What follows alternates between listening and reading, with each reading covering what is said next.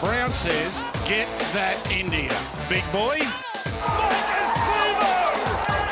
Call an ambulance! Maybe call a priest! Oh, what a shot! What a shot! Campbell killer! Hello and welcome back to another edition of the Tip Sheet Podcast. As always, I'm your host, John, also known as Forty20. Joining me to talk another round of football involving the Parramatta Eels and the wider NRL, my good mates, Sixties and Clint. Fellas, good to have you on board for another episode. And looking at a run sheet, an episode that's not going to run for too long for the rare occasion for us. Let's just see how we can challenge that, John. That's true. I'm sure we'll find some segues and things will pop up, breaking news, or we'll dry up some sort of idea to get ranting. But big fella, how you holding up after a very tough week? Well, first of all, a thank you to yourself and Clint for being at the service yesterday. I really appreciated you being there. We had such a large group of mourners that turned up, and Dad always said he'd lived so long that there'd be no one there to turn up to his funeral. Well, he would have got a surprise looking down on it yesterday with a number of people that were there, and it helped. The people that were there really helped our family to navigate what's always a tough day for anyone that has to say the final farewells to someone. So thank you for being there. And we were talking before with Clint, and it seems that people believe that we actually have a Hemsworth as part of the tip sheet. I'm surprised this chat and banter is making the recording here, gents. I thought we were going to leave that in the green room. Just for people, we may at some stage put up a side-by-side shot of Clint and Liam Hemsworth, but I had never thought of it until one of Yoko's friends at the service yesterday, when she saw you, said, that fella has to be part of the Hemsworth family. Look at him. So, mate, there you go. I will choose to interpret that as a compliment, and I will graciously accept it and say thank you, and hope that we move on. Well, I think it was very much meant as a compliment, and it would have been easier if she had said that you reminded her of the other Hemsworth, Chris Hemsworth. It is Chris. Christopher, yeah, the big unit. Yeah, because, then we could just call you Thor and be done with it. But, I have to admit I'm not as familiar with some of the roles that Liam has played. So, yeah. Look, if we're talking celebrity lookalikes, and the one who deserves a lot of attention is my wife Maria, who is you put her side by side with Gal Gadot, and then you're talking celebrity lookalikes. So I'm gonna divert attention there and take this as an opportunity to praise a well-deserved compliment on my beautiful wife, who you'll forget any type of comparison there whenever you see her. Well, look, that just says that you could easily be mistaken for a Hollywood power couple. So there you go. So while we've got some awkward Hollywood comparisons here, and people that probably don't want those comparisons made, who would like the Hollywood rub? Move on quickly. Who would like the Hollywood rub, and the connection to the Hemsworths and everyone else is our sponsors of the show, who are obviously now unofficially connected to the Hemsworths.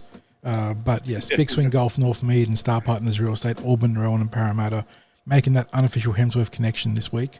Thanks a lot to that. But yeah, helping us get the show out to you guys each and every week. But fellas, let's get right into it and hit that stinger. News team, assemble!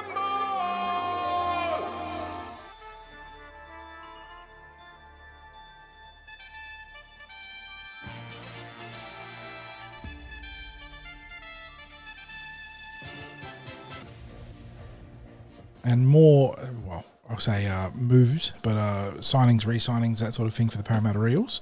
Got a bit of action there this week, some of it developing today. No outside backs as of yet, boys, so we're still waiting to bolster and strengthen that part of the team, but a couple of significant retentions this particular week. Wiremu, Greig and Bryce Cartwright both extending their stay in the blue and gold. Cartwright had I suppose breakout's probably the right way of saying it, but a career year as well for the Parramatta Eels and was a very, very good factor for them in the back row. He's inking a new 2-year extension at the club. And Woody, or Wiremu Greig, who I thought was outstanding before he was struck down by a Lisfranc fracture, and it was still pretty good coming back from it, by the way, has inked a 3-year extension. So he's going to be part of the core moving forwards, it looks like, which is fantastic. But a couple of the senior squad there retained, boys. What do we make of it? Well, I don't think it was any big surprise. There had been word about it floating around behind the scenes for, I reckon must be close to 6 to 8 weeks now. I know that when I wrote the post on the Eels squad for next year, and I included both of them in there because, as far as I was aware, the deal had been done. But obviously, the paperwork has to be finalised and what have you. And we know that the Eels don't ever announce anything until everything's signed, sealed, delivered, rubber stamped, all that sort of stuff. Cardi, it was not really a surprise. I had a bit of a chat with him about it. This is going back to the Blue and Gold Alliance captain's run barbecue with the players, and I just asked him how things were going, and he just said, "Look, I don't want to go anywhere else. This is my home. My mates are here." He's just said, "I'm hoping to get it sorted pretty soon," and I think that's been reflected in the contract getting done. Maybe it was not fast, but it was done with a minimum of fuss. So good to see that happen. And as you mentioned, Woody, well, I guess he's the one that had the real breakout year, wasn't it, this year? Like, he announced himself as an NRL player. Clint, you'd be over the moon about these signings, I would imagine. Yeah, absolutely. And to your point there, Sixties, in relation to Cardi, I think he even said as much in a couple of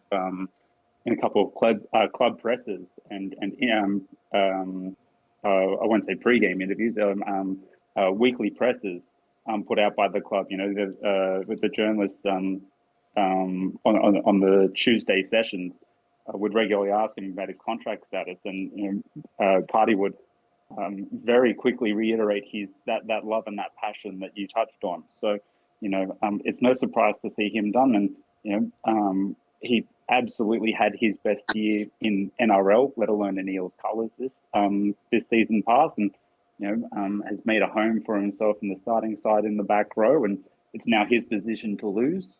Whereas in years gone by, he was absolutely fighting for that position. So, couldn't be happy with the way in which he's turned around his career and his form for us. Likewise with Woody, you've always had the sense that there was a player there, and the club has put a lot of time and investment into Wiremu Greig, and it's not a surprise to see him produce the form that he has. But I think we're all getting to a point with him where I'm sure he would admit himself that this was going to be a make or break year for him, and boy, didn't he make it. The performance against the Rabbitohs and then likewise the week following against the Cowboys really stick out and in front of mind for me, where he not only announced himself as an NRL player, but he looks like he's got the potential to be a very good one. So, and boys, I got to say, I don't recall there being a faster recovery from a Lisfranc injury than what Wiremu achieved this year. Normally you'd be out for at least a good 3 to 4 months with a Lisfranc, but I think Woody turned it around in about 10 weeks. Yeah, it was actually ridiculous, the recovery period. I think when I spoke to him about it, the benefit for him, well, the reason he was able to come back so quickly was I think he didn't have to have any metal work in his leg as part of the surgery. and that meant that he could have a quicker recovery, get the rehab started, and more in depth a little bit quicker. But look, it is a credit to him, because, as we know, is something that probably held him back in the past was his conditioning, because he's a big unit, and it takes him a while to build into match conditioning. And he obviously did a tremendous job at maintaining his a reasonably high level of conditioning, even when he was not able to run. So full marks to him and the Eels rehab team in getting him back so quickly. And speaking of the top roster, just as they've bolstered their stocks or sort of re-signed those guys to keep the status quo flowing, they've also lost a significant factor, Josh Hodgson. I mean, we expected it, and I think he actually unofficially announced it weeks ago, but it has been made official this week. He will retire from all NRL duties and move on to his career as a coach, which thankfully is with the Parramatta Eels, the club managing to find a way to get him integrated into the coaching staff after he did such a fantastic job as a sort of player coach Sixties this year. Yes, and he's basically taking on a role which would leave him as the right-hand man to Nathan Brown as assistant coaching director of the Elite Pathways. And this is the coaching director of Elite Pathways is a role that our good friend Joey Grimer was in the past. The role that had been since been taken on by Nathan Brown, and now he's got a right-hand man, as I said, in Josh Hodgson. So this is really the start of Hodjo's career. If not in the coaching ranks, then I guess, maybe, and I don't know if you'd necessarily call it administrative, but there's obviously an administrative component to being in such a role where, there's a lot of monitoring what's happening with the players that are in the pathways, what's happening with the coaching structures and things like that. It's been quite an enormous task, and you can see why they wouldn't necessarily just have one person that's up at that management level looking after it. I think it's a good appointment, and you can't let go of someone with the breadth of knowledge and also the passion for rugby league that Josh Hodgson has, because, I think it's been evident to everyone who's ever interacted with him just how much he loves the game. And your thoughts, Quint? Do you like the move for the club, getting them integrated into the coaching structure? I love it. And to echo Greig's sentiments there, you never want to lose someone with high footy IQ. It's important to look after and try and hold on to those resources as much as possible. And, I know Josh copped a little bit from some sections of the supporter base this year in terms of his on-field form. Boys, I think a lot of it was actually pretty unfair. I thought he did a pretty serviceable job. Granted, it was only, I think off the top of my head, 12 games that he played. And he had some moments defensively, but our line speed was, he also led our line speed in those games. And I thought he was an important factor in some pretty crucial wins.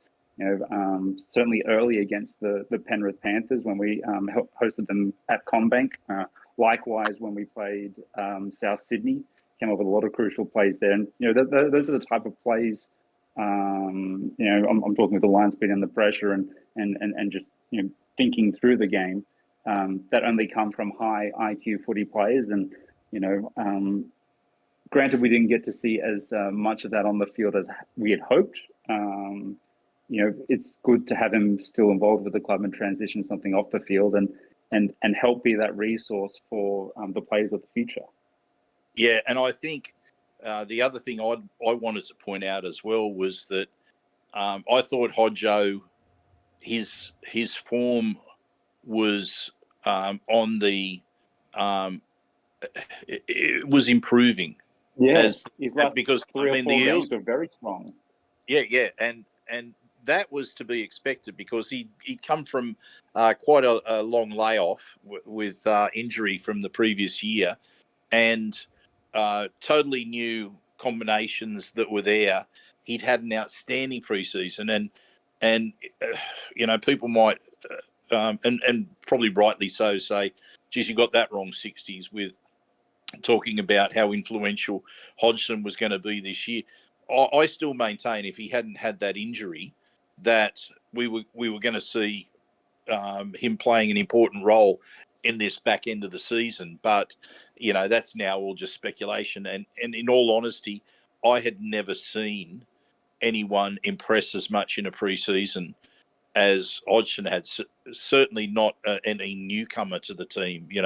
To be new at the club and standing out like he was, and anyone that went and saw the pre-season, I know they agreed with me because there a number of people would come along and watch pre-season training at different times over summer, and they all left with the same opinion about Hodgson and what he looked like out there on the training track, and the way he was inspiring the other players and just taking charge. But so now they get to hang on to that part of Hodgson, that leadership, that footy IQ, that motivating factor that he brings to any group. So, yeah, I think it's an excellent appointment. And again, as part of that development club ethos, let's get the kids in the pathways access to the best possible resources. So, and I think it is important that you get players who have been recently playing at a high level to be involved in guiding, the young blokes in pathways. Well, one young pathways player that will be benefiting from the Josh Hodgson coaching appointment is Apa Twidle, who has re-signed with the Parramatta Eels for seasons 2024 and 2025. Apa obviously joined the Eels from Queensland this year, 60s, made a big splash in the SG Ball as they went all the way through to the Premiership, and then transitioned to the Jersey Flag, where he did a bang-up job at fullback in that grade. Eels falling one game short of the grand final, unfortunately, but making a hell of a run late in the season. Fair to say it's a good retention, and very keen to see what Apa can produce with a proper pre-season at the club under his belt coming into season 2024. Yeah, I'm keen to know the details of what level contract it is. Is it Jersey Flag top 30? Is it development top 30? Is it Jersey Flag development? How it's bracketed across those two seasons is important. Yeah, look, he'll be doing an NRL pre-season, and yeah, I'm keen to see whether it's a development deal that he's on. So yeah, as soon as we can confirm that, we'll obviously let our listeners know. But he would have impressed you, Clint, as you're a fullback in your time, weren't you, mate? Yeah, I spent some time in the number one jersey, but certainly not the way that Apa plays. I've seen a lot of people online sort of speculate or to try and liken him to current NRL fullbacks, and I've seen people toss up both James Tedesco's name and Dylan Edwards' name. And boys, I wanted to put you, if you had to compare Apa's playing style to someone currently in the NRL, for those of our listeners who might not necessarily be as familiar with him, how would you describe him? Oh, he's not Teddy. Teddy's very unique in his running style and the way he plays. You could make an argument for Edwards or Nickel Clockstar or even Gufferson in that regard, like just a very well-rounded fullback that perhaps doesn't have a 10 out of 10 aspect to his game, but is, like I said, very well-rounded on that spider graph. So you're going to be seeing lots of 7s and 8s across the board. He built in really nicely into that SG Ball and then flag spine, and was very good at playing in motion with the likes of Woods and Sanders and Lynn. So he's very good in that part, in that regard, which is always a good thing for a fullback because you always want to be backing up and playing off your other playmakers. I'm not really sure if there is a clean NRL comp for him right now. Like I said, a well-rounded fullback, which is probably his baseline as it stands heading into 2024. I would say, yeah, the closest you might compare him to would be, let me say, a young Dylan Edwards, because I think Edwards is out in he's really top echelon. Oh, he's found another gear in recent seasons, 100%. Yeah. And there are aspects to his game that are unique to Dylan Edwards, and he fits the Penrith style. So I guess the comparison that I would say in that regard is he fits the style of playing in the spine with Ethan Sanders, Woods Arthur, and Josh Lynn. Mm. You know, they have a very good understanding across that group of players, and he's Mr. Consistency with those. To my understanding, he hasn't played a whole lot of fullback in his junior rep career, at least prior to Parramatta. Maybe I'm wrong about that. So that if that's true, I think I've got the feeling he was a 6 previously.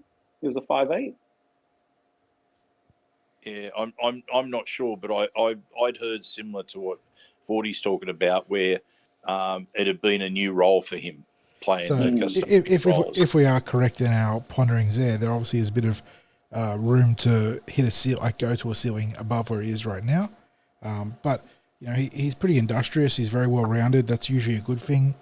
You know, he's not an out and out speedster, which you'd love to see at fullback. But as we've seen with the likes of Dylan Edwards, Quinton Gufferson, Nickel Clockstar, and more these days, you don't need to be, the 0.1%, athlete to be an effective fullback.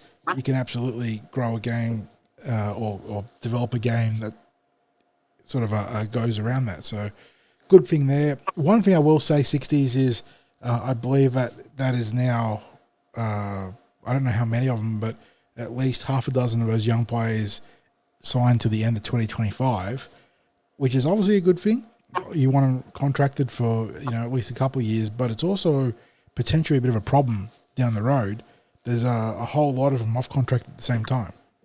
Yeah, it's. I think we all hold our breath when we see contracts ending at a similar date, and we know that there are the player agents would have a little bit of a say. Obviously, it's a very big say in when these contracts end. And I think the other interesting thing too is that Brad Arthur's signed till the end of 2025. So it may well be that there's a number of players, and especially the young ones, that I'm only speculating here, but locking in for as long as who they know that the NRL coach will be. So it's happened in the past, but as you say as well, there is the downside to that, which is you end up with having to do a whole lot of negotiations at the same time, provided you let it slide to be that way.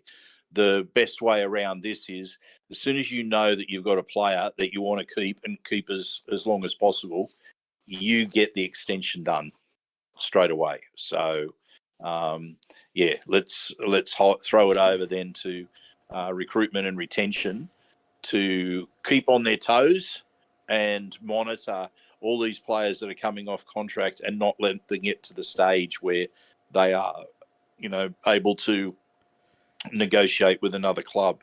Yeah. Well, although I guess the new contract rules will have a bit of a say in that as well. So obviously the prime example there, Ethan Sanders, who we didn't discuss in the podcast last week because it was once again sort of broke in the wake of our recording, but evidently the changes to the contract rules regarding backflips have sort of been reverse grandfathered in, which makes his deal with Canberra not necessarily valid right now. So there is now a chance for the Eels to potentially renegotiate with Ethan Sanders. I don't want to sit here and sort of spread false hope and be overly optimistic. The fact that there was a contract in place with the Canberra Raiders would mean that the Eels are now facing an uphill challenge in order to convince Ethan to stay. But evidently they now have a window until round 6 of the upcoming season in which to potentially get their star halfback to backflip. I don't want to preempt something that I'm working on at the moment. All I'll say, fellas, is I'm currently doing a bit of research on the topic. And if I feel that there's a story in it from the research that I do, when I say a story, I mean something that's worthwhile reporting to our readers.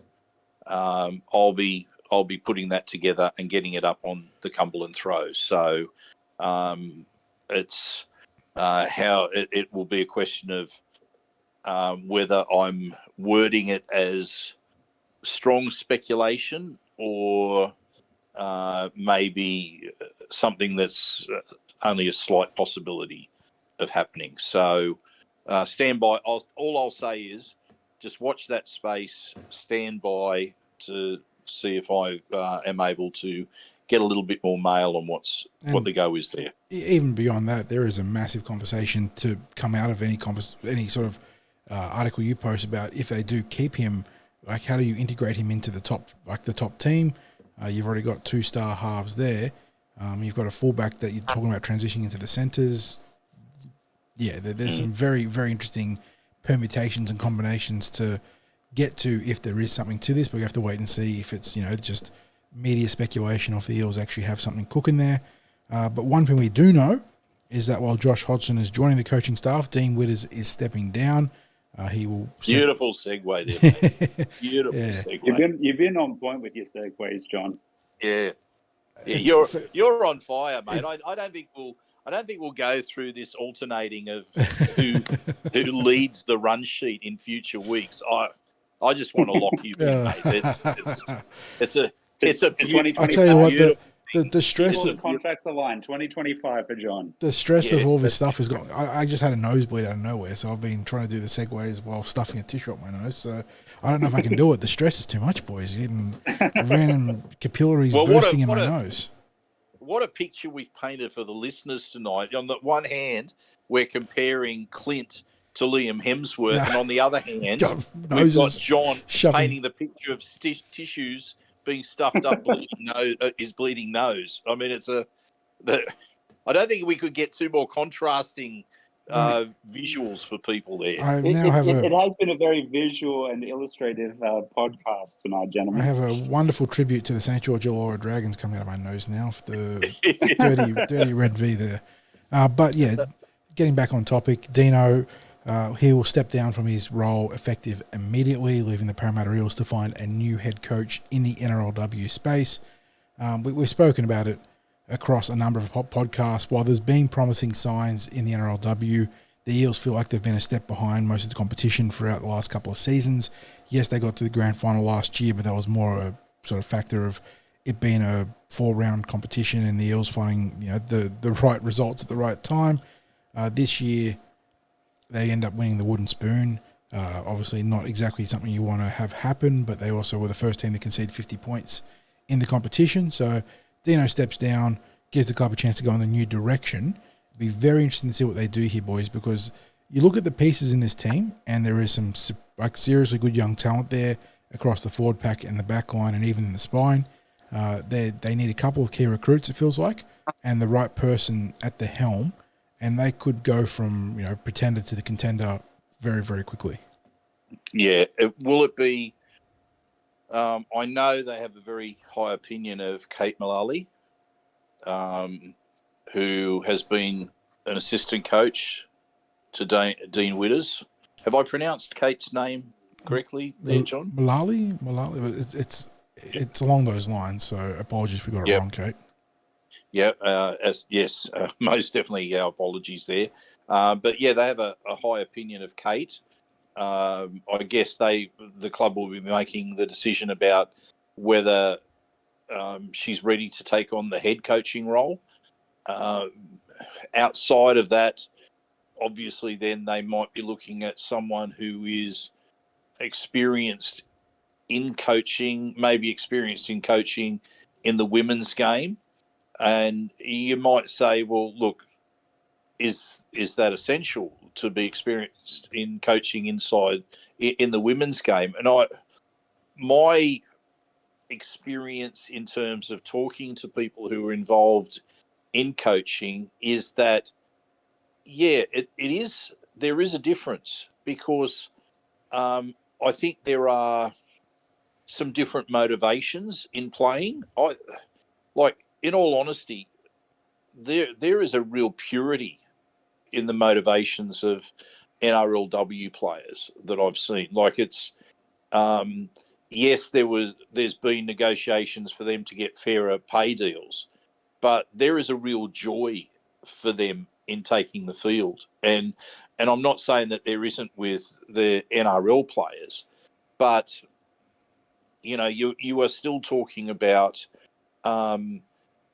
as much as for coaches in the NRL these days, they are having to coach different personalities. It's not like it's nothing like what coaches how they would coach in the past. You are talking about, and you see it all the time, players who are dropped. If they've got some sort of profile, they start agitating for releases. Years gone by, that was just par for the course, and a player might be happy about something, but that's just they accepted it and moved on. Now you've got so many different personalities, you've got so many different motivations in playing the game, and I think it's another dimension when you start to have a different gender who don't have the same background necessarily in playing football, because a lot of these girls they might have started, if they've been playing for most of their life, they might have had to have taken a break from the game because the age pathways didn't exist as they were coming through. There are some who have got a background in in rugby union rather than rugby league, or even some other sports. There's players who have background in soccer and netball and those sorts of things, and with a professional code being there in rugby league, they playing, having a shot at that. So I think it's adding a whole new dimension in coaching and you'd call it man management in the NRL. Let's just call it player management. But we're not talking about player agents. We're talking about the coach. So I'm not sure which direction they're going to go, fellas. I don't know whether they're going to go for someone who's just an experienced rugby league coach or someone who is experienced at coaching in the female space. So have you got any thoughts? Do you think they will, or do you think they need to go for someone with a high profile, who is a high profile coach? A hard one to answer. Yeah, I'll let you go first, Quint. Because you can make a case either way for a variety of different reasons. But I think ultimately what we want out of the next coach is someone who can take these players to the next level. And we've been touching on throughout the course of this season that the NRLW side has looked like they're a flower that's trying to break through the surface of the soil. And every time we're about to, it's almost as though there's torrential rain that then comes down and prevents that. Then they start from a base position again. What we want is someone who can help the team transition and actually make that breakthrough. Because, as you both have said, there's a good nucleus there that with a couple of shrewd additions to the squad could absolutely see themselves skyrocket back up the ladder and certainly be a contender. And, there's enough talent that exists on the market at the moment that should certain players be acquired, and granted there would be a body of work in trying to make that happen. There's no reason they can't they can't have those aspirations. But I'd like to see a leader who has the capability of helping the players break through and go to that next level. And by virtue of that answer, I lean towards someone who has an established pedigree in doing just that. And you probably lean more towards a bigger name.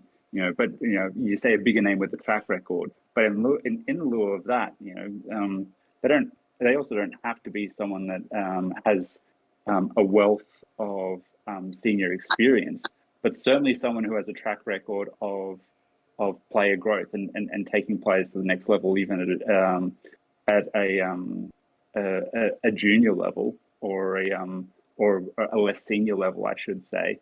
That's the type of qualities I'd be looking out for and hoping that we use to frame the recruitment of the next coach. And just on that, I mean, first of all, our thanks to Dean Widders, because he's really a favourite son of the Parramatta Eels with his playing around with the club and then coming in as the inaugural coach.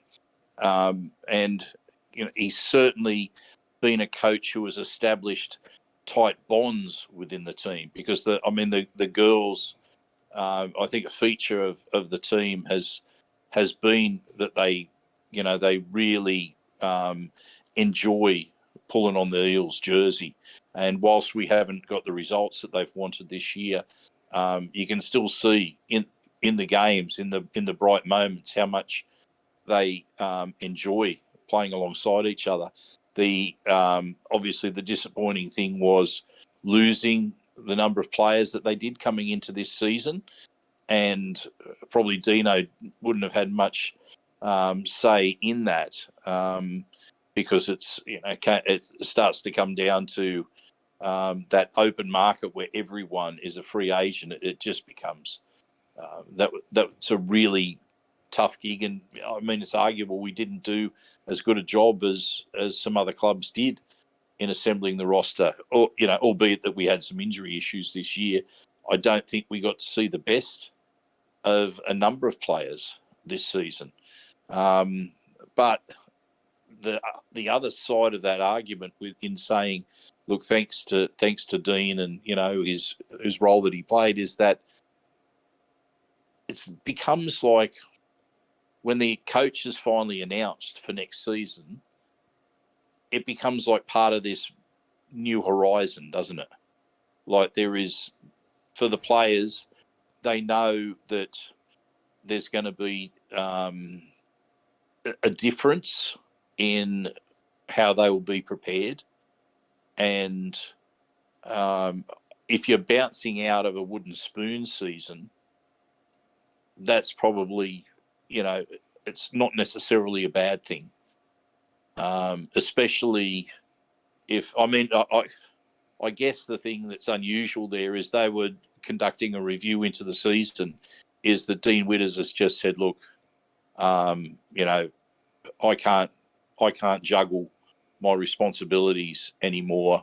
You know, it's best if part of the moving forward involves finding a new coach. And I mean, all power to him for saying that now and stepping away from coaching, as he appears he's going to do. Yeah, I think in the short history of the club, it's probably not a bad time to look to see how much difference they can make, because how much talent's out there for them to change and chase. I don't know.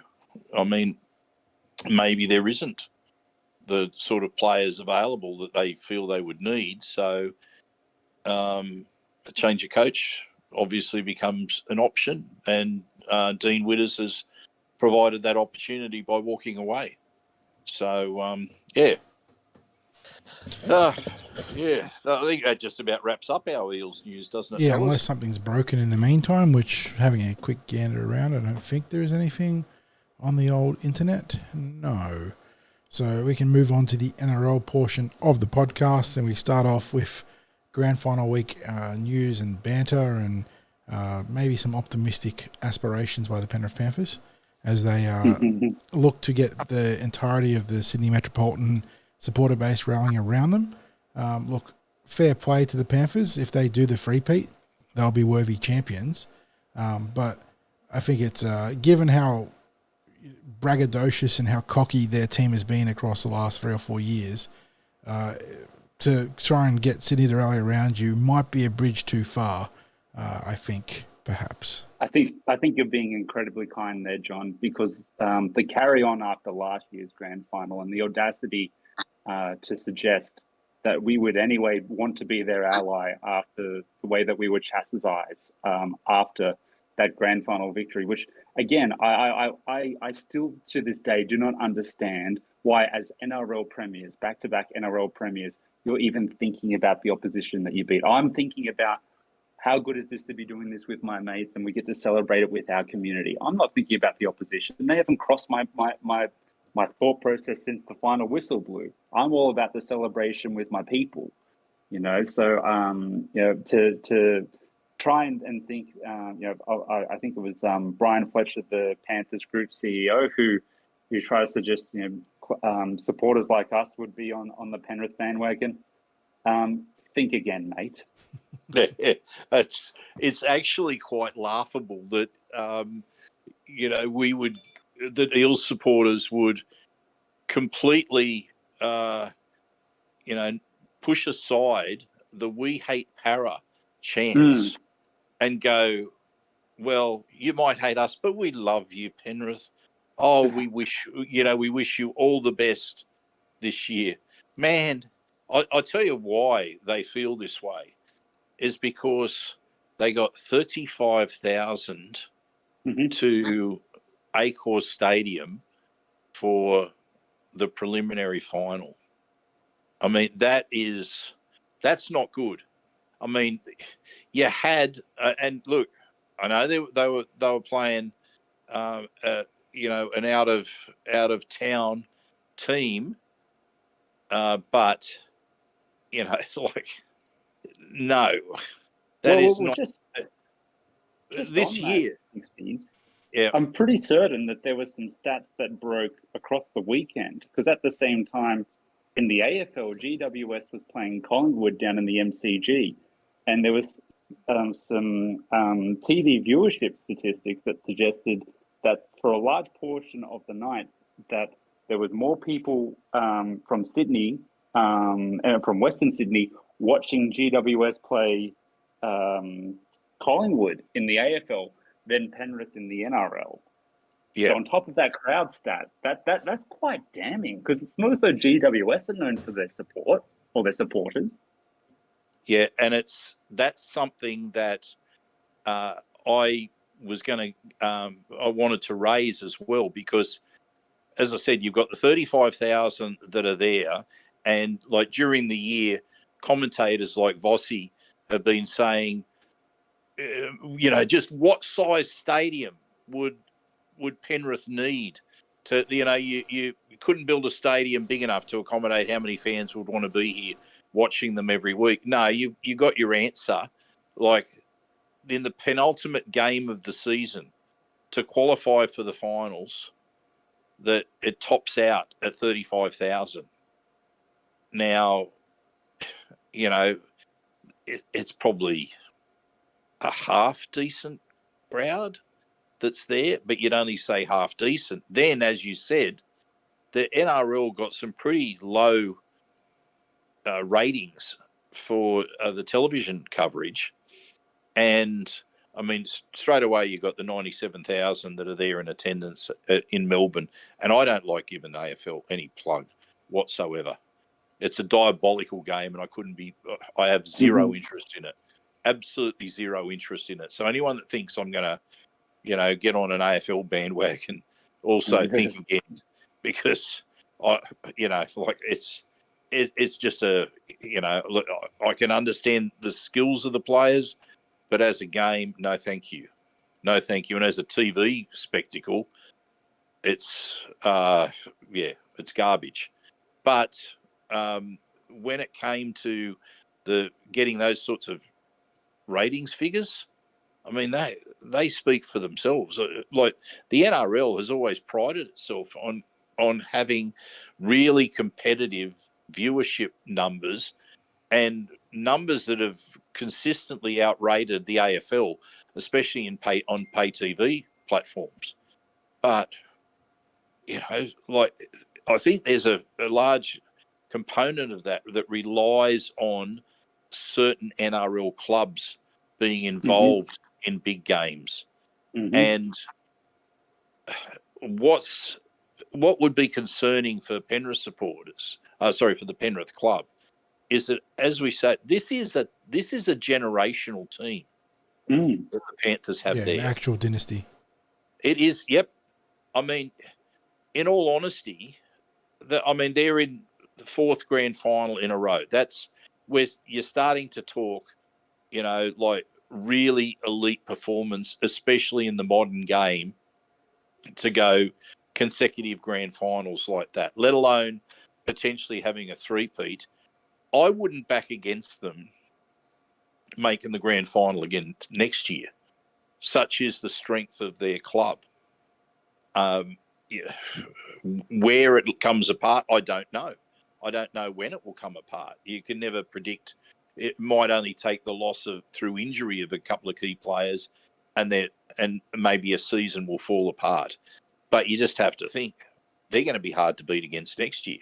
I mean, you look at both the grand finalists and you go, try competing against them, fellas.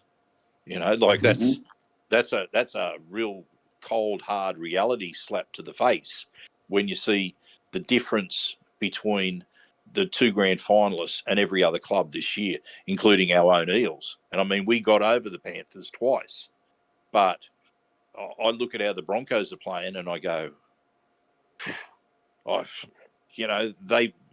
they could beat everyone in a canter except maybe Penrith, but I think they can beat Penrith, and we'll get to that in a moment.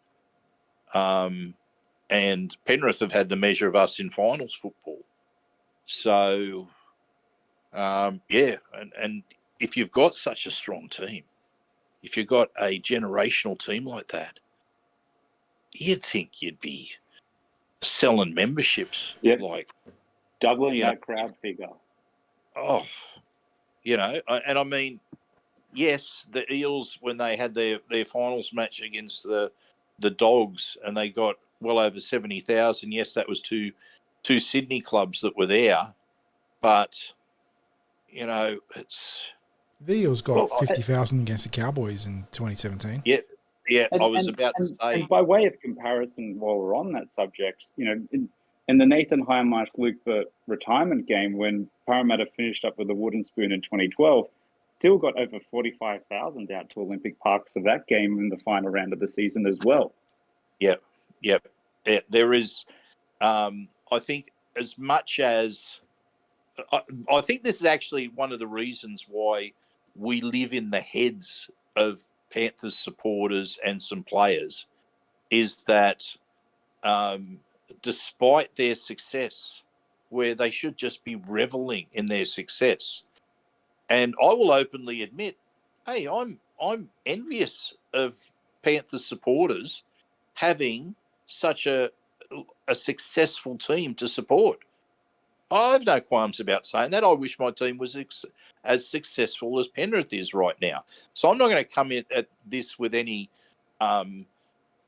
unnatural bias. I can openly admit how good their team is. But I'll tell you what, I think it still grates at them that they are little brother in every other respect. It's like any victory they can get over Parramatta is one that they rejoice even more, simply because we live in their heads. And I'm not going to back away from that. I've been to too many games at Penrith Park and had insane behaviour directed at me simply for wearing Parramatta colours. So I know we live in their heads. And obviously grand final weeks can make for strange bedfellows. I don't know if I'm going to be cheering for the Brisbane Broncos, boys. I don't really have a dog, horse, panther in this race. Obviously, part of me as a Parramatta fan would love to see the Eels, preserve history as like the last three-peat in rugby league. But this Penrith team is that good. You could easily see them being worthy three-peat champions there. But yeah, the catch cry to rally around Penrith, it definitely falls on deaf ears of mine. It's very tone deaf, right? Like I said, how cocky, arrogant, and braggadocious that team has been over the last few years. And look, they've backed up the talk. They've walked the walk, and fair enough to them there. But you can't turn around and say, "Hey guys, remember how much you like us?" It's like, no, not really. No, well, you know what?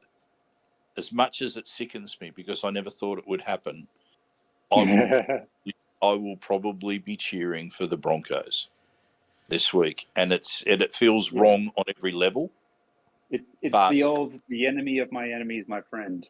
Yeah, it's just I respect the hell out of Penrith, and as I said earlier, I'm at the moment I don't see an end to their success. No, they are still poised to win and win and win. I think Brisbane has the potential to beat them this week. And as I said, unfortunately, I'll be cheering for the Broncos. I don't know how invested I am in watching the game. I'm watching it simply because I'm a bit of a fanatic about rugby league. But yeah, I guess there's especially after last year and the ridicule that was directed at Parramatta. I'll be cheering for the Broncos. The teams are in, which means the officials are in as well for who's got the main whistle in this game. And by virtue of being the least shit official in the final series, congratulations to Adam G for getting the main whistle in the big dance. Ashley Klein, Grant Atkins, and Gerard Sutton, I think, were the other contenders. And, well, Klein and Sutton had, let's just say, less than compelling performances in their respective final games of the season. So, Adam G, the referee, who I think we have the worst record under. So we picked a good final series to bomb out. Sorry, what was that? So we picked a good final series to bomb out of before it got kicked off. I'm sure. From memory, don't we have the? I think it's like a 40% win rate. Yeah, that's right. Yeah, across a lot of games. It's not a small sample size. But yeah, he has been the least controversial, least awful official, which really, again, segues us into the real topic here of the state of NRL officialdom, boys. It's been a red hot topic after what we saw in the Warriors-Broncos elimination final for a ticket in the big dance. It's fair to say I think the Broncos were pretty healthily on top at that point. I think it was 24-12. But one of the most outrageous forward passes that was missed happened in that game of all time. I mean, it was legitimately NFL stuff. Reece Walsh making a line break and then flinging the ball good 3 or 4 meters forwards right in front of all the officials. What do we do here? Like, there's been all this talk about the bunker needs to be able to intervene in these clear and obvious situations, and then obviously the line gets blurred as to what is clear and obvious. There's going to be at some point, a controversial sort of borderline call in that if you walk down that path. Brent Reid was copying it from all the other 3 panelists on NRL 360 for being against that. And when they asked him, what was his solution, I think it was as simple as, the officials just need to be better. That is something that we've been saying for a long time on this podcast. Anyone that's listened to us for more than an episode knows that we've been, even if we're understanding of how difficult it is to coach, to referee and coach, I suppose, but that's a different conversation. But referee in the NRL, the standards have been slipping and slipping and slipping, and it feels like they've just hit a critical point this final series where the sort of almost the move the goalpost line has always been, what happens if it costs, a team in the finals, or it's okay, it didn't cost someone in the finals. We're finally starting to see some really heinous calls costing teams in finals. Is the NRL ready to have a proper conversation, or do we still have to keep, doing the pub banter? Well, for a start, you talked about the Broncos being on top in that game, and that the call was probably not going to cost the Warriors a win. Well, the shame about a call like that is that we'll never know, because the Broncos were superior to that point, but a call that has that as a forward pass, and all of a sudden you've got to change your possession. You potentially have a change of momentum because you don't know what unfolds. How many times do you see in a game where one team is on top and looks like they're firing on all cylinders, they make a mistake when they're clearly just starting to tear a team apart, and all of a sudden the world caves in, and you just get a complete shift in what's happening in the game. It happens time and time again in matches, and it's all around errors. But normally, it's errors that are picked up. This one, man, that was a clanger. There is I no don't excuse know that how- to ever be missed, No. ever. No, you can't have officials that are all over where the play is, and have everyone in the stadium and everyone at home going, "What the hell just happened there?" Like, it just so happens that you get all three on-field officials for some reason can't see just how far forward the ball has travelled. And you can't, and I know you're not supposed to be tipped in by the bunker, but you'd almost think in a scenario like that, In the fair dinkum stakes, like the bunker that needs there's not a the whisper goes out to the ref. You pull it up, mate. Pull it up. You got a bad forward pass. Now, they're probably not allowed to do it, and with sports ears, people would have heard it. But standard of refereeing, mate. Yeah, I think it is at an all-time low right now. I have defended referee. Yes, I'll criticise referees, but I've always said there is a vast chasm between the referees now and what referees used to be like in the 60s, 70s, 80s, even into the 90s. The standard of refereeing was just, I mean, there was no comparison. The blokes these days are under far more scrutiny and make far fewer mistakes more eyes, more than the cameras. referees of yesteryear. Yep, they are fit. They are athletes in their own right. They take what they do seriously. And But as the referees have gotten more professional, there's been a lot more bullshit creeping into the game too. There's wrestle, there's one-on-one strips, there's teams that know how to manipulate offsides. They've been fighting a battle to keep up with the arms race of coaches trying to get any advantage they can. And also, can I just say, bullshit rules being brought and into constant rule changes and rule tinkerings every season because the product needs to be changed for whatever reason. And on top of that, they had two main refs. They went away from it, putting more pressure on the main official to call all facets of regular play. The bunkers had a fluctuating amount of input into the game. It can intervene on certain things like 20-metre restarts and line dropouts, but it can't intervene on other stuff.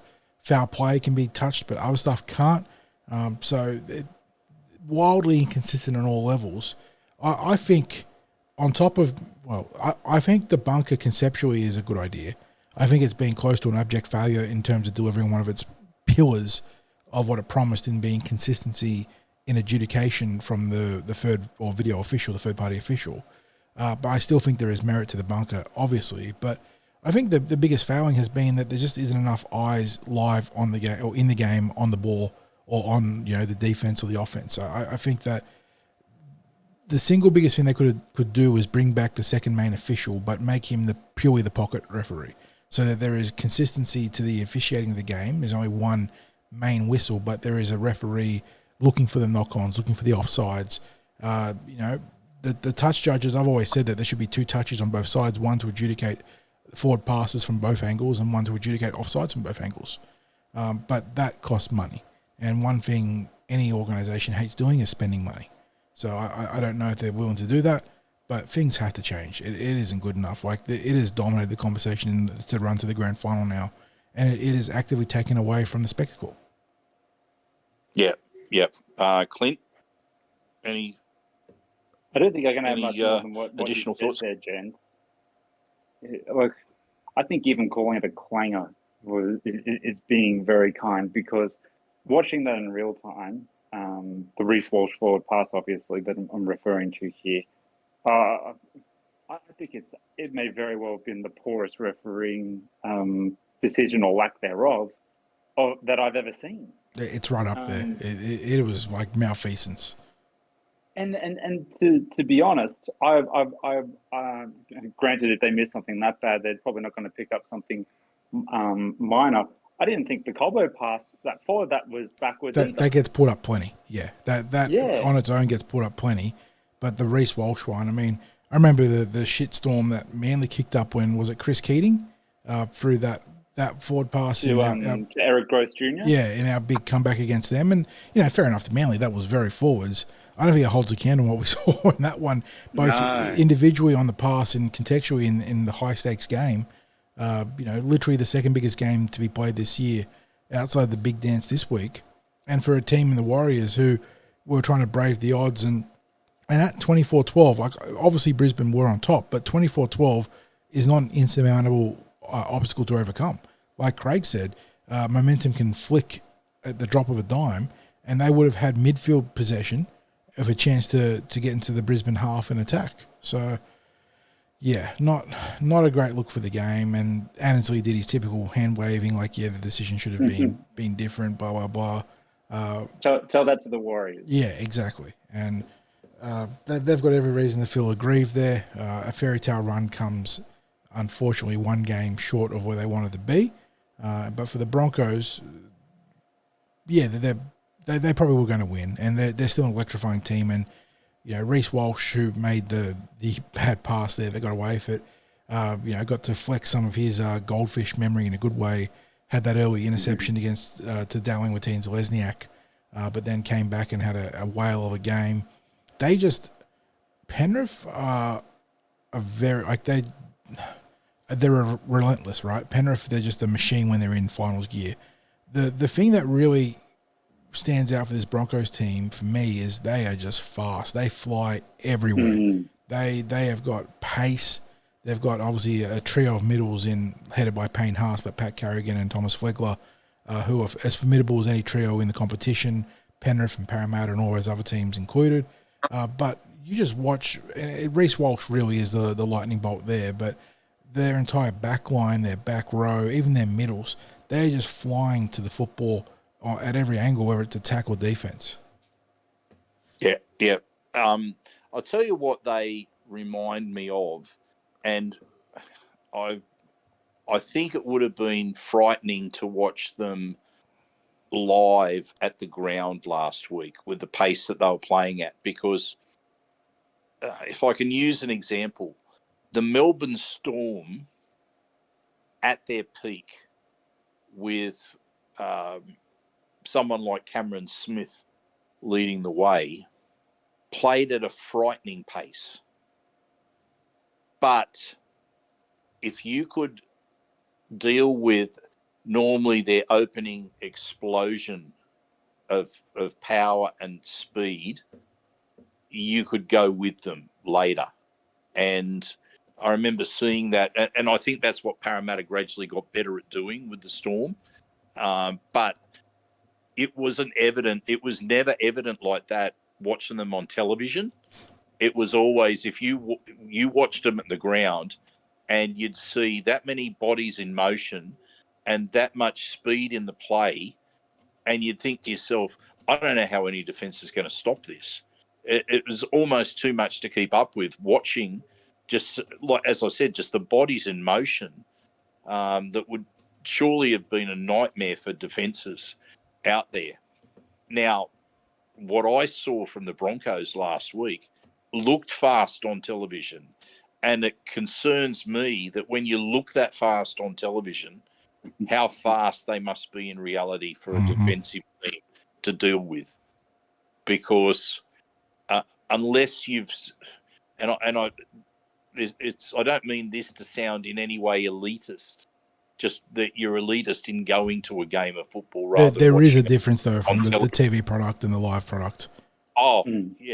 Yeah, because as I said, you see far more of the off the ball action, all the sort of stuff that's done to either keep defences guessing or in defence to limit what attacks can throw at them. It's all of the just the structures, the communication, the interaction between the players, all of those things that are part of the pace at which the game is played. And sometimes you come home and you watch the game and you think that doesn't look like what I've watched tonight. Because it just doesn't capture it. And as I said, the Storm were a team at their peak where I used to be thinking, oh, there's no way of stopping this team. But if someone could go with them in their opening salvos, then you were some sort of a chance, because no one can play at that pace for an entire game unless they're given free rein to do it. And by free rein, I mean turning over cheap ball, giving them far more possession than that what they should have, and then you're just up against it. Because when someone plays that fast, you're constantly backpedaling, and that's what happened with the Warriors. But you're right, John. I mean, Reece Walsh, he's a competition winner. He's a difference maker of the highest order. I can't remember what joke movie it was from, but he is the embodiment of, he makes other fast people look not fast. Like yes. he plays at a pace where he's sort of just sauntering around, backing up a fullback, then suddenly he's gone through the line. He is electric. Just that try that he set up under the post for Walters, and you could see watching it that he's just out the back, and he had no intention of being involved in the play. And then he could see that the second phase was going to create an opportunity on that left-hand edge. And he just accelerated. And you knew that ball was going to go to him, and he was going to cut through the line. Before he cut through the line, you just knew it's coming to him. They won't be able to stop him. I was watching the game with my brother and my father, and my brother, who who's played plenty of sports, and is no foreigner to rugby and rugby league, actually thought such was Walsh's burst. He actually thought that Walsh had almost misplayed that play and had intercepted the pass meant for his outside backs. I was like, no, I think he was just that fast that he went from not being involved to being the guy for the play, which is a testament to just how quickly he goes from 0 to 100. So truly an elite fullback, and you talk about X factors, he is the embodiment of it. And you can only hope that the Eels can find a player in somewhere near that caliber in their long and lonely search for the mythical X factor player. But yeah, I know a lot of talk goes to Adam Reynolds being the key factor for turning the Broncos around, but he was there for the last year or so. It was the addition of Reece Walsh this year, which he was the piece that when you're making your jigsaw puzzle and you've got one pile of things there and one pile of things here, one pile of things there. He was like the middle piece that linked everything together. He made everything. He made their forwards better because he's always backing up on Payne Haas and Flegler and Carrigan and making their runs better because he can get the offloads. He made Adam Reynolds better because his ability to be the link man out the back and be the recipient of the attacking kicks, enhances Reynolds' game. Just an absolutely special talent. A bit of a Pratt off the field, but I suppose when you're that good on the field, you get away with it. But he's going to be, nullifying him will be key for the Penrith Panthers. Yeah. So, Clint, just on this, like the Eels have had regular season success against the Panthers, where probably evenly matched when it comes to pace. Mm-hmm. And then I go, okay, I think the Broncos have their measure for pace. I think the Eels have, when all the players are playing to their potential, a bit of an edge in the middle. And if we could when the Eels play off the back of that, that's when they give the Panthers problems. A bit of second phase play, getting a roll on through the middle, and they don't like it. Now, no one plays with the level of pace that the Broncos do. No one's got pace right across the board in the back line that the Broncos do. No forward pack plays as fast as the Broncos forwards do. Will pace overcome the Panthers' systems, the Panthers' self-belief, the Panthers' teamwork, and Nathan Cleary on Sunday night? I love the presupposition and the build up to that question, because it's absolutely one of the points that I wanted to add to what you've both spoken to so far. My answer to that question is yes, on the caveat that the Broncos complete. If they start throwing the ball around and it hits the deck, that'll play right into Penrith's hands, and they'll slowly choke them out of the game, and the Broncos will rule a lost opportunity. But if the ball sticks, and it's worth noting it's going to be a pretty hot one on Sunday. It's going to be a top of 34. We don't know how much that heat will linger and whether there's any humidity with that at this point. But if the ball does stick, and some of those attacking weapons get unleashed, absolutely, because the one knock on this Penrith side and this beginning of in the middle of dynasty that you want to call it of sorts, is they've never had out and out pace. They've managed games perfectly. They've choked teams out, very similar to how the Storm teams of old prior to them used to do.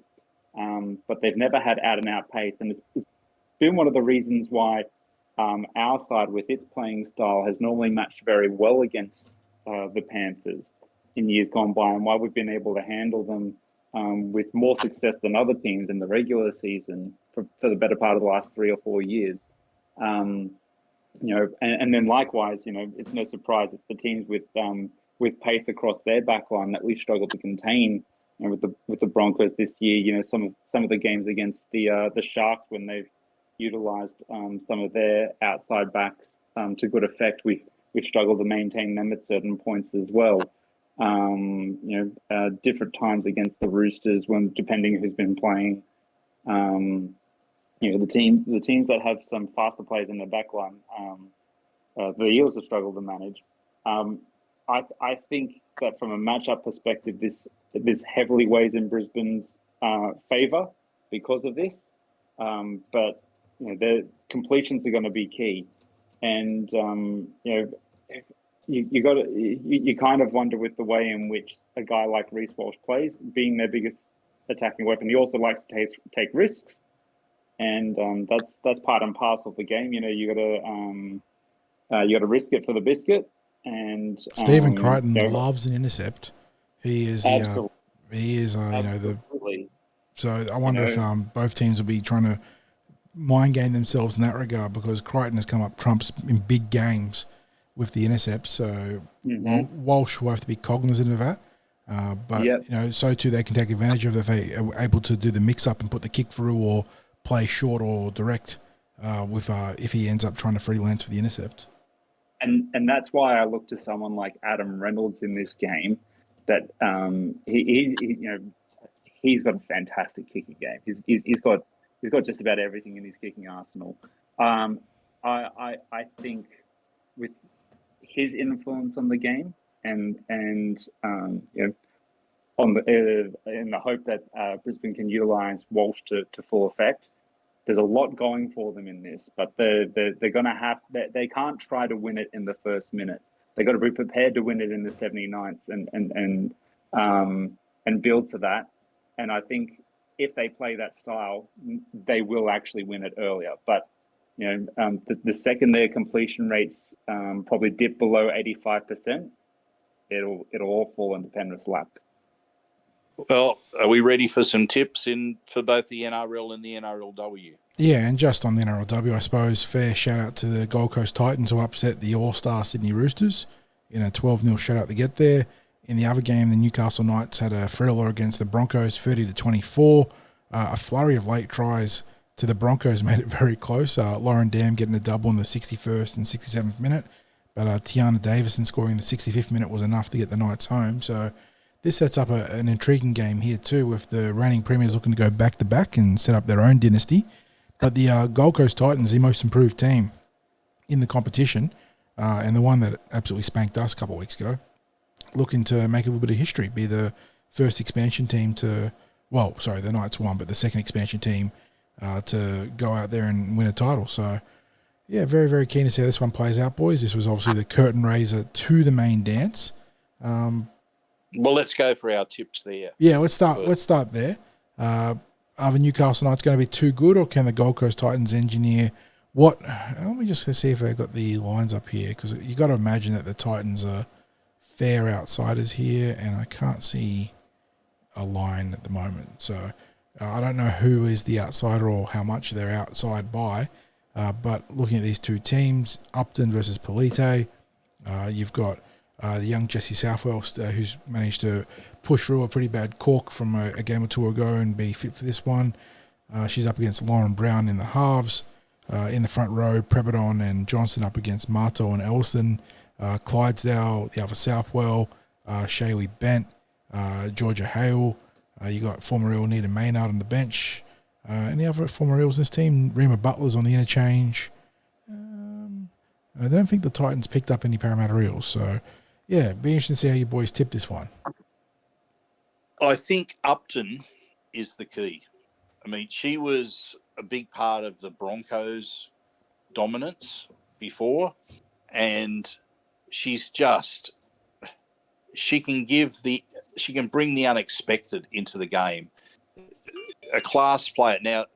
Now that's not in any way a knock on the Titans fullback, because she's been phenomenal herself and is basically a large part of the reason why they are in the grand final. But I just think it's a credit. I mean, let me start off by saying I think it's a credit to both of these teams, because they don't have the star power of either the Broncos or the Roosters, but they managed to eliminate the absolute star-studded teams in the semi-finals last week. And that was no small feat, because the fact that they were both able to do it says something about, a champion, the old saying, the champion team beating a team of champions. Well, both of them were able to execute that Lo and behold. perfectly. Mm-hmm. Yeah. So, look, I'm probably leaning towards the Knights. They've been there, done that. They've got a key player like Upton there. Southwell's getting better with every game. Jessie, that is. I think they get the job done. I think they win by a margin of between 12 and 16 points. Yeah, I'm with you, Sixties. Relatively comfortable. I think the script writes itself mostly on Sunday. Knights to be probably 13-plus winners. Tamika Upton to win the Clive Churchill equivalent. And first try scorer, well, wouldn't be crazy to back Upton for the double, but they've got ways to strike all around the park, whether it's through the front row or out wider. Clint, I'm not sure if you're going to be the dissenting voice here, but it is difficult to see anything but a Newcastle back-to-back title. You might as well call us NSYNC here, boys, because I've got written in my notes here, Newcastle 24-10 and Upton as player of the match and first try scorer. Yeah. If she's not scoring the try, there's a strong chance she's heavily involved in the lead up to it. Absolute star of the code, which brings us to the main event, where we've already talked about it plenty, but the Penrith Panthers looking to go back-to-back take on the Brisbane Broncos. We didn't talk about it in our little preamble, boys, but the Broncos had a few concerns coming into this game. I think most notably Herbie Farnworth left training with a potential hamstring scare today. I think that was about 7 hours ago was the update, and then I think about 6 or 5 hours ago there was I don't know if it's true, but they said that alongside Payne Haas, Adam Reynolds, and Reece Walsh, Farnworth has been cleared to play. So we'll have to wait and see if there's anything more to that, or if it's just the typical grand final week shenanigans. Let's call it the shenanigans. The shenanigans, but as it stands, both teams looking to be close to or close enough to not make a difference to full strength. Walsh versus Edwards at the fullback, Taruva and To'o up against Arthurs and Cobbo. And then you got Isaac Tungor, Stephen Crichton, Katoni Staggs, Herbie Farnworth, two outstanding backlines there, all representative caliber players pretty much. In the halves, Luai has managed to somehow push through that shoulder injury and get back last week and then back it up this week. He'll be up against Ezra Mam, Cleary up against Reynolds, another star-started set of halves there. Leota, Fisher-Harris, Flegler, Haas, Carrigan, Yo, fantastic middles. Mitch Kenny versus Billy Walters, probably the sort of Costco budget, parts of the team there for both rosters. I know that Walters is obviously the coach's son. He's had a very good year. Likewise, Mitch Kenny. But I think it's fair to say that neither of them are superstars. But they've punched above their weight this year. In the back row, Sorensen and Martin are on the edges for the Panthers, Capel and Ricky for the Broncos. And, Scott Sorensen and Jordan Ricky probably a little bit similar there in regards to being vastly improved players. I know Sorensen's built nicely at Penrith over the last couple of seasons. Jordan Ricky was, in my books, close to a meme defensively last year. He was an absolute turnstile, was missing multiple tackles a game. He's obviously worked very hard on that, and on top of that, has really applied himself off the ball. He's probably the best kick-chasing forward in the competition, and that really augments what the likes of Adam Reynolds can bring to the team. So more power to him. On the interchange, you got the utility Cogger, just in case something goes wrong with Luai, Lindsay Smith, Spencer Lenu, and Luke Garner. Not the strongest bench, you've got to say, for the Penrith Panthers, but they make it work. On the flip side, for the Broncos, Tyson Smoothy, Brendan Piakura, Kobe Harrington, and Keenan Palacia round out their game day interchange. On the extended, feels very similar. Yeah, like the starters do a lot of heavy lifting in these two teams, and they also facilitate positions for the role players to be better than what they probably are in a vacuum. So that's credit to the coaching, to the systems in place at the two clubs, and we've seen Parramatta do something similar too with some other players, but these two teams have obviously taken that to another level this year. Notable inclusions in the extended rosters, you got Peachy, Eisenhuth, Hosking on one side, you got Oates, Tapa'u, and Tristan Saylor on the other. So I can't imagine any of those players coming into the equation, but like I said, because these two teams are probably close to full strength. Yeah, so tip time, on the proviso that the errors are kept to a minimum, I can see the Broncos upsetting the Panthers in this one. Last week I was playing a little bit of devil's advocate, a little bit of being able to throw a difference out there in tipping the outsiders. But as you fellas know, I had no belief that anything other than the Broncos and Panthers. Yeah, we got the results we expected, even if we weren't tipping for them. Yeah. Yeah. However, I say this with a genuine belief. The Broncos have the capacity to beat the Panthers in this. There is no team that plays as fast as the Broncos. There is no team out there that has a Reece Walsh. There is no team out there that can do the damage from offloading like the Broncos can. And I'm even including our Eels, who have a very good offloading game. But when the Broncos offload, you've got the pace out there that can take full advantage of a scattered defensive line or a defensive line that's moving backwards because it's a late offload and they're already moving back into their defensive position for the play the ball. So you've got a retreating defence that an offload's going against. The Panthers, what you could say about them is they've got that self-belief, they've got the systems. They've been there, done that. They're not going to be overawed by the occasion. Nathan Cleary is the voice of his father out there on the field. So the coach's instructions, they are well and truly delivered out there on the field. There is no doubt, as I said before, they're a generational team, but grand finals do deliver upsets, and I believe we'll see an upset this week, and the Broncos will win by a margin of 10 plus. Best on field, Reece Walsh. First try scorer, Herbie Farnworth. Clint. Quinn, how do you see this one playing out, mate? Like I said to the NRLW, at least in this instance, I'm in sync with Greig here. I've had a feeling about Brisbane for the better part of the last 6 weeks. I've got a very good friend who is a very big Broncos supporter. So I pay a little bit more attention to their games because of him. And I've really liked what I've seen for the better part of the last 2 months. For all the reasons that Greig touched on, I'm seeing a Brisbane victory 22-10. My first try scorer is Selwyn Cobbo. My man of the match is Reece Walsh. I think Penrith get the job done. I think they join the Parramatta Eels as the two modern team three-peaters, but I can definitely see a path to how Brisbane do it, and I'm sort of having to bite both ways there, I know.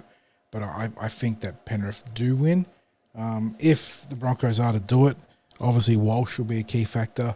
I think equally Payne Haas will have to be titanic through the middle, probably playing 60-plus minutes and having a huge factor there.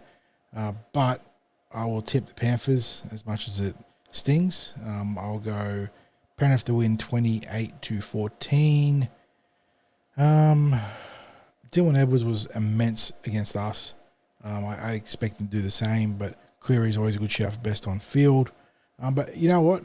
In saying that, as much as I feel like their backs carry them throughout the regular season, it also puts their forwards in a position to stand up for these games, and Moses Leota in particular was outstanding in the grand final last year, so maybe I'll go for Leota to be the best on field for Penrith. First try scorer, Liam Martin. It's interesting. We've all gone for a bit of a margin in the games. So I've said 10 plus. What did your margin come in at there, Clint? Mine was 12. Mine's 12, 14. and 40's gone for a 14-point difference with the Panthers winning. So we see the final margin as being relatively comfortable. So it'd be interesting to see how this plays out. Mate, this brings us to the last podcast that is dealing with a preview of some sort, unless, of course, we get into doing some previews with the international season, the international games. We will be keeping the podcast going on a weekly basis. There is no off season for TCT. We might take a break at Christmas, but there is no off season for us. So stick with us as any news that comes up that we would love to talk about, we'll be bringing it to you on the Cumberland Throw. I'd like to get my thanks out now to our sponsors, Big Swing Golf, Northmead, and Star Partners Real Estate, Auburn, Narellan, and Parramatta. Fantastic sponsors, so loyal to us, and it allows us to do what we do every week. Looking forward to the grand final, and in both the NRL and NRLW. And I guess the only thing we can hope for, fellas, is that may the better team win, and that it's not decided upon by officiating mistakes. So, and at this stage, even though they're not playing, it's still go you mighty Eels.